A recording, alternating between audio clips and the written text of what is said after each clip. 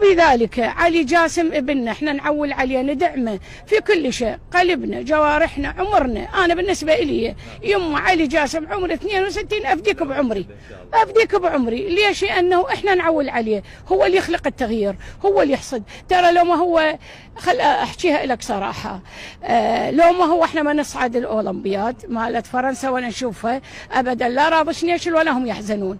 هاي حقيقه، هاي حقيقه يجب ان احكيها. فاللي احنا يجب ان ندعمه رجاء المواقع المبتزه المستفيده. ما بينكم وبين الله قاعد يلعبون، راح يلعبون عندنا 5 منتخبات. شفتوا موقع حكى ضد منتخبه أردني عماني كويتي؟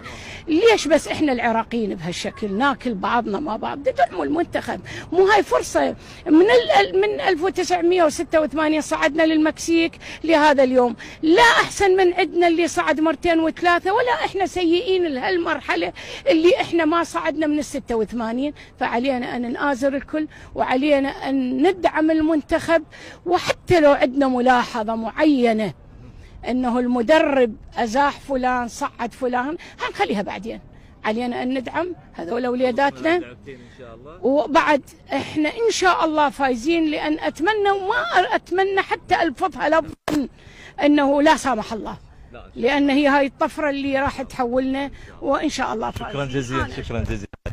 إذا يعني هذا بعض المشاعر عهد لجماهيرنا العراقية اللي تآزر منتخبنا الوطني، واللي يعني منذ فترة هي مع المنتخب، تحاول أن تشد من أزر المنتخب في هذه التصفيات، وهو الحلم إن شاء الله يتحقق بتأهلنا إلى نهائيات كأس العالم 2026 إن شاء الله. طارق، هن جملتين أنا عندي. الأولى هي نقول لها للحجية عمرك طويل إن شاء الله يا رب، ولهذه المعلومات اللي تقدمها.